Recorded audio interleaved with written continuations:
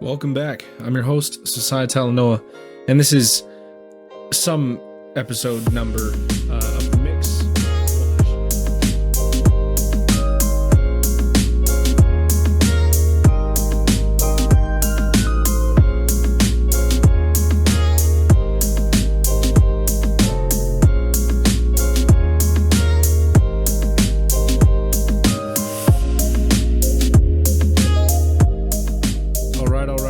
I will admit it is wonderful to be back. We've got new sound quality. This is going to be like what I would call the second or third season of the Mix Wash podcast. I've been trying to stockpile episodes for ages. I've been recording a lot of episodes. I've been coming up with episode ideas, setting up future episodes, as well as scheduling time for myself to record these alone. Shyly Moxie, a more conservative friend of mine, will be having her own episode sometime soon. I got a friend named Oscar. He'll be in an episode soon. And all different subjects, all different reasons. My friend Courtney and I have been trying to set up an episode for ages. And it should work out. Now, if your question is, hey, Sosaia, why do you only set up female episode guests? Well, that's just not true. First of all, I got episodes with dudes. In fact, this podcast started out with episodes with dudes. And also, if you think about it, if there's anybody to talk to about something in a cordial manner, I'm going to rely now. Listen, this is an opinion. This is not a fact. But personally, I'm going to say that women are a little bit better at talking about things without fighting. Now, let's also be honest. That's because I'm not in a relationship with these women. I'm sure a lot of lesbians could. I really got to put down the shovel. I'm just digging myself a grave here. Anyways, let's focus on the podcast.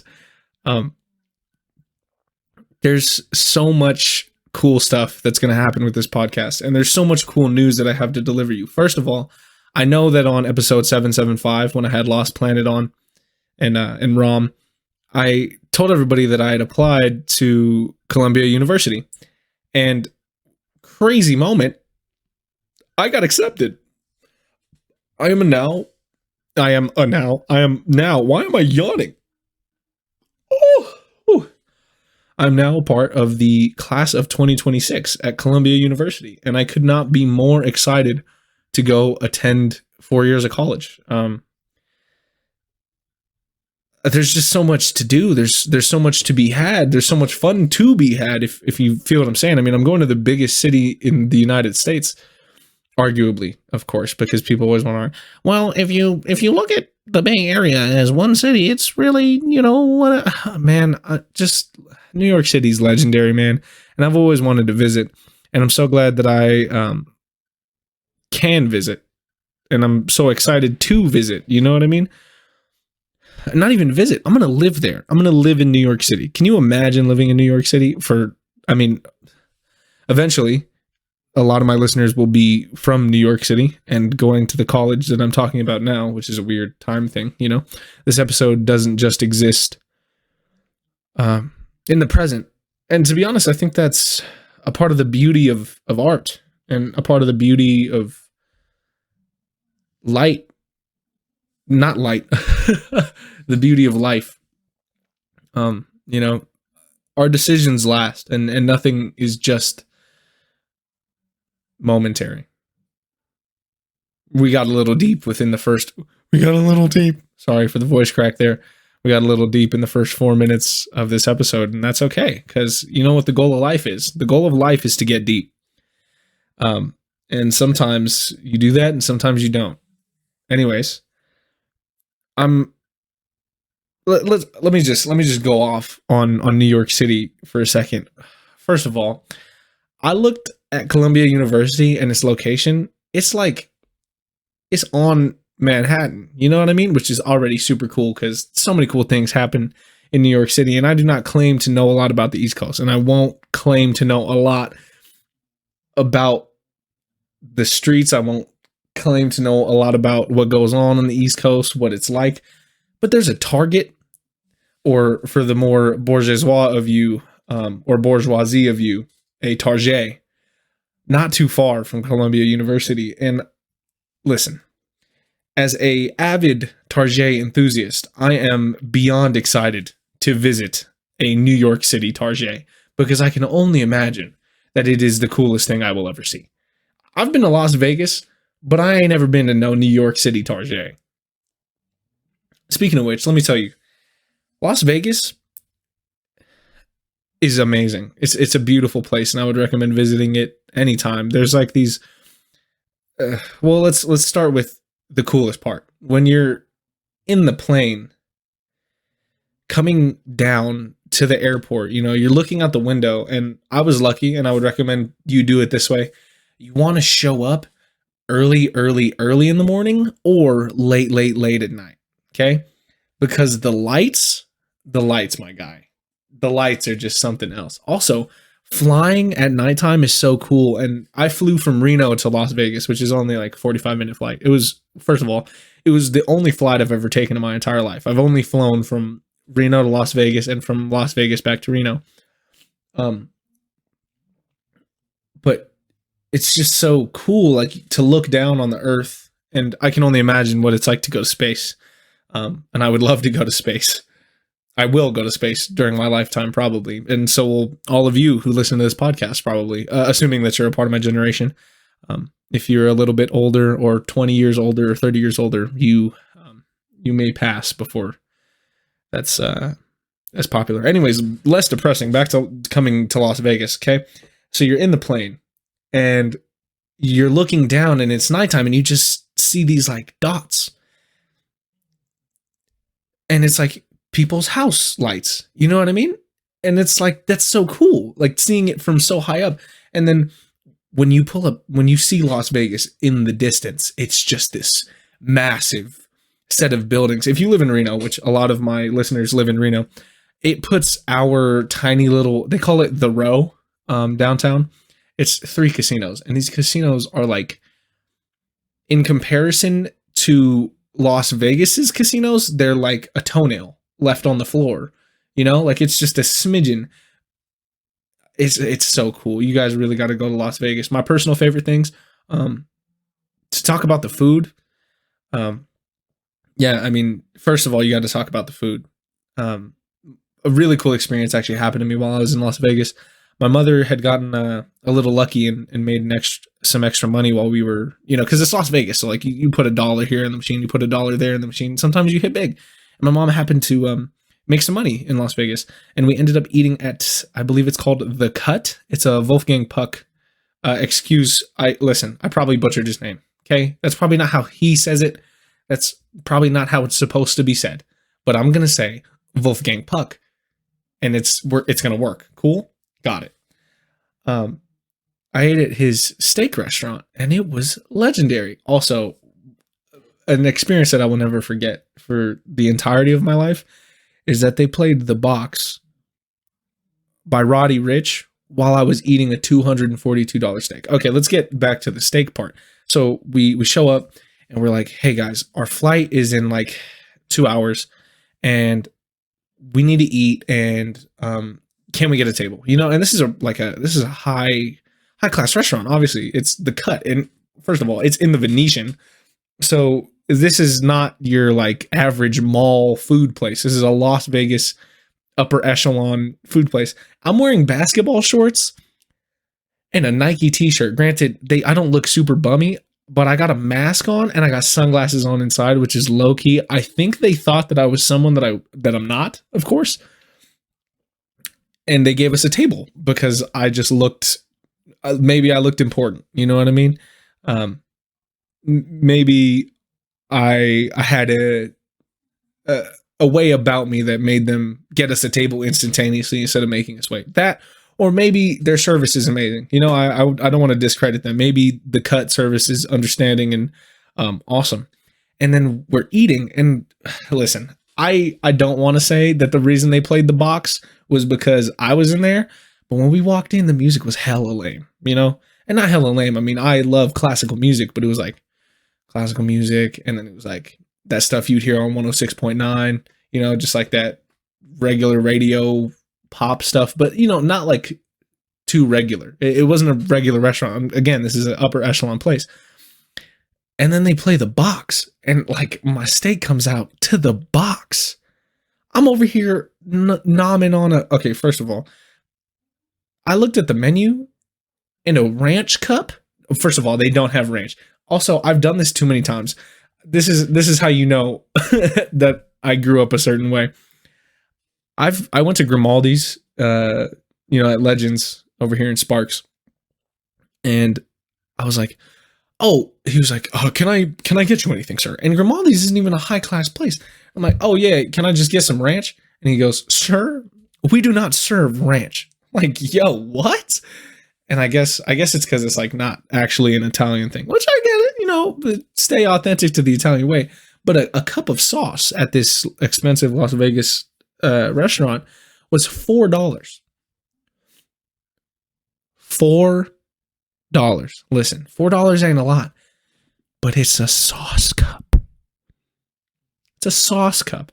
I first of all, I'm looking at the thing and I'm like, oh, these steak sauces, it must be like a bottle, And I'm looking at the menu and I'm like, hold up, wait a minute.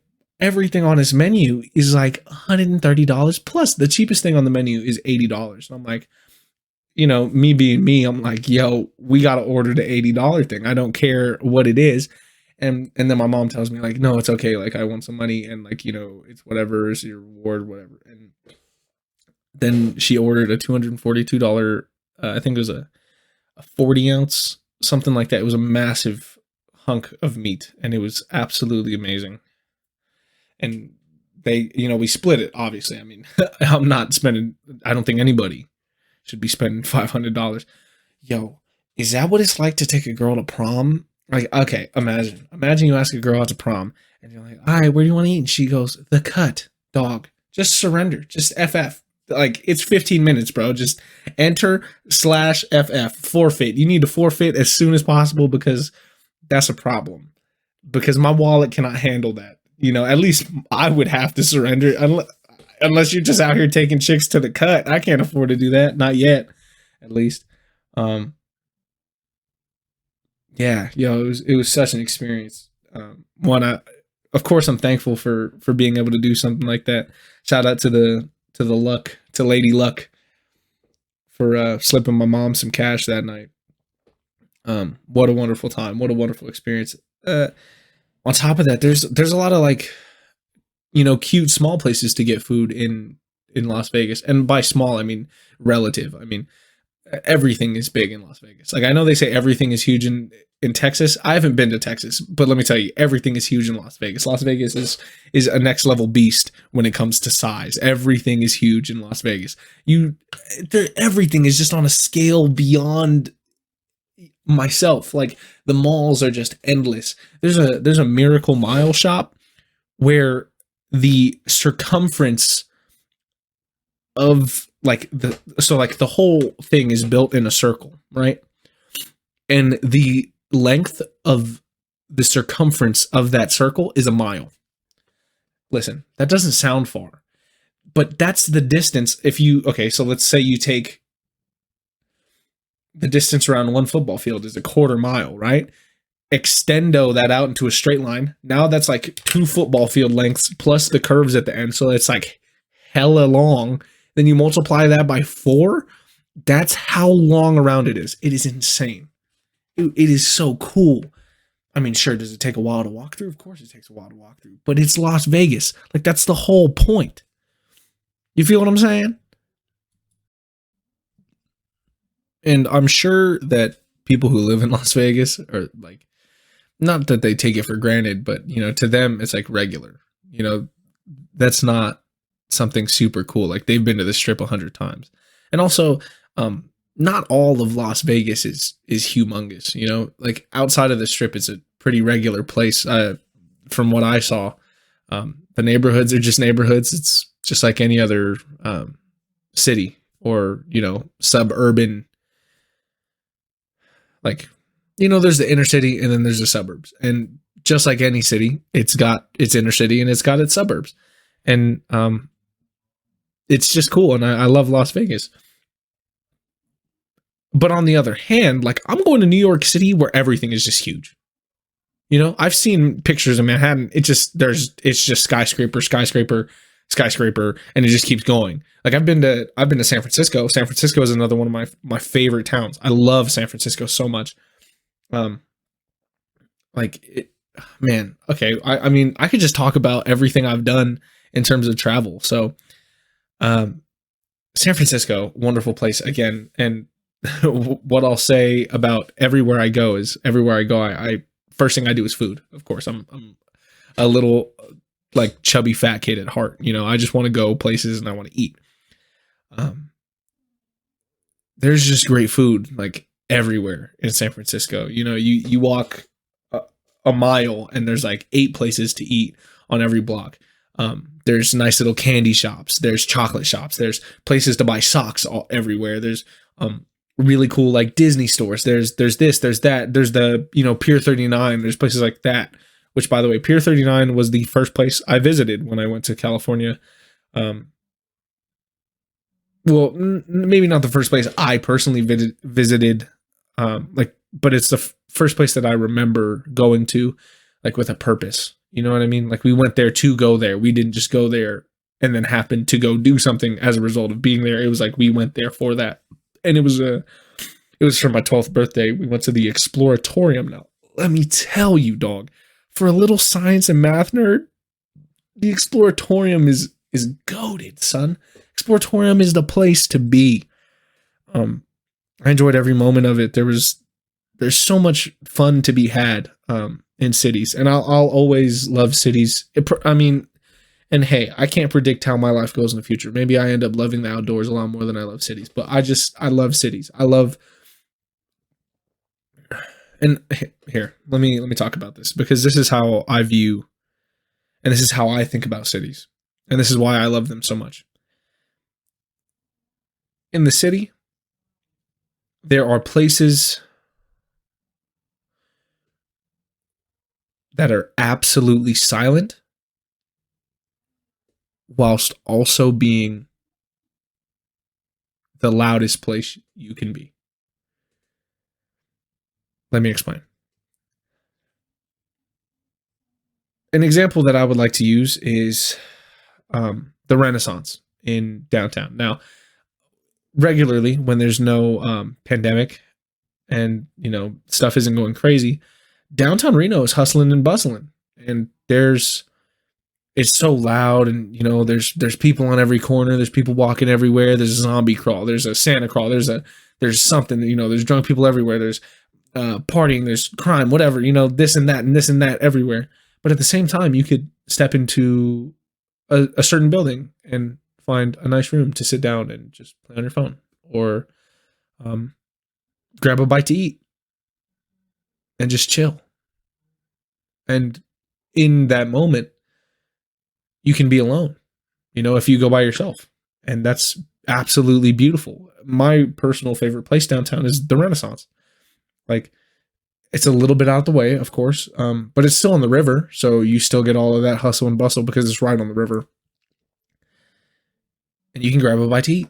You can grab a coffee. You can grab a smoothie. You can get bar food. You can get really nice restaurant food at the showroom. Personally, that's my favorite place in town. That's my favorite food. That's my favorite burger. Hit me up if you want to go to the showroom. You got to pay for me though, depending on how I feel. You know, maybe if you're cool, I'll pay for my half. But you know, you got to pay for me to eat. That's just how I do. Anybody who knows me knows how I am, man. You buy me food and we're cool, man. But that's a beautiful thing. And I think the most exciting part of going to a city is finding those moments where you can observe everyone else while still being alone. And this is another thing. A lot of people like to, you know, like view me as an extrovert, like as a very extroverted person, and I am sometimes. But I don't really like to generalize people. And of course, as I am a person, I don't like to be generalized maybe. And I will admit, like, I enjoy to just be alone whilst being in a crowd, or even to just watch as the city moves, as the heart beats, and you can feel it on the streets, and it's just happening, and there's nothing you can do to stop it. But it's not like you would want to stop it. That it just exists, and it's so beautiful to watch, and it's human nature.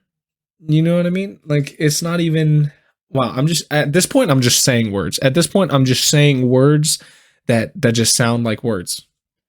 I'm not even, it's not even cool. I'm not even really explaining how I feel. And maybe that's because it's indescribable. And that's really corny. But hey, if it's corny, then I guess I'm corny. It works for me.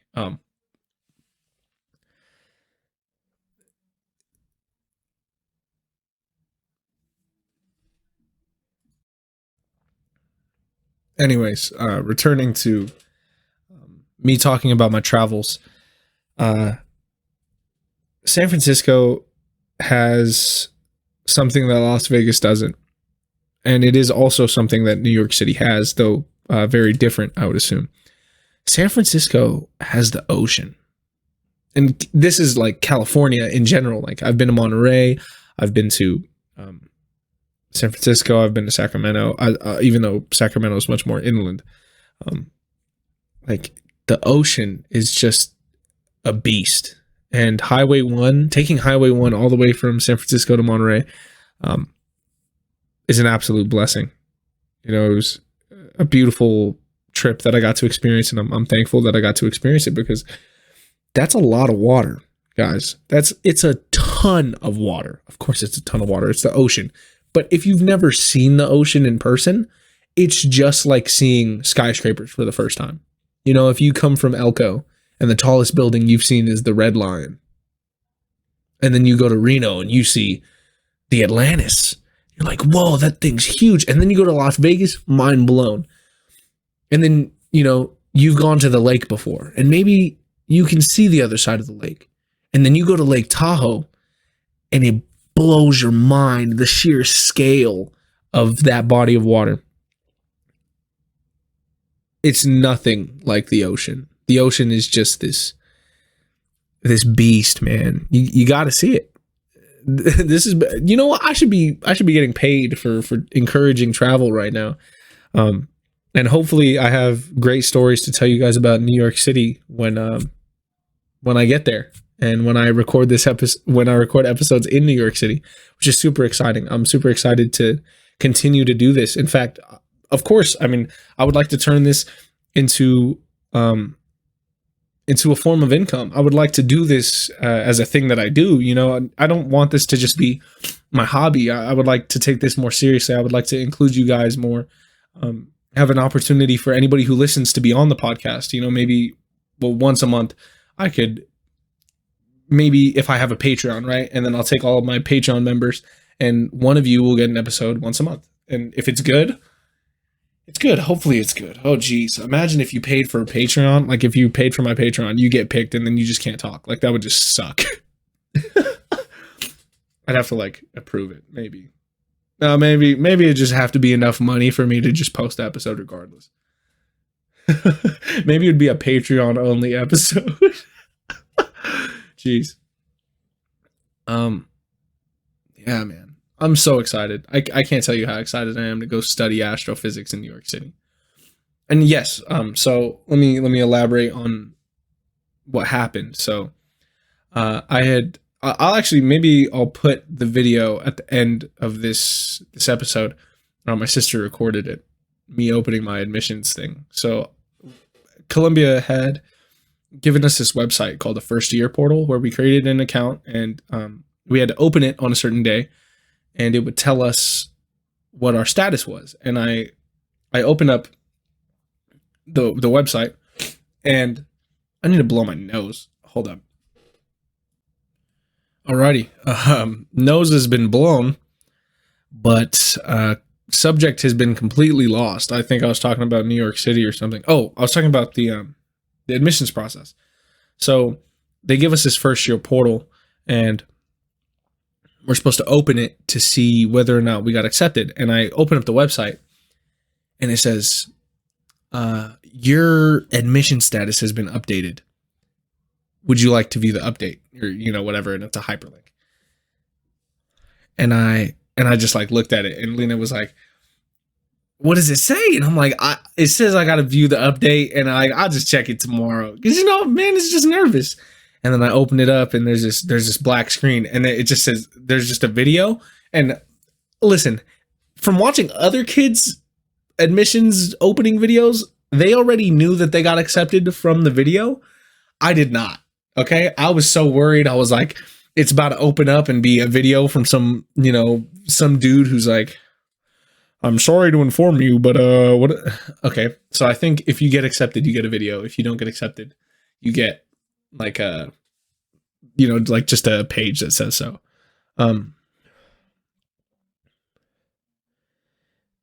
And I hit play on the video, and it's a black screen, and the black screen pans open from the middle, like black bars, and they split from the middle, and then the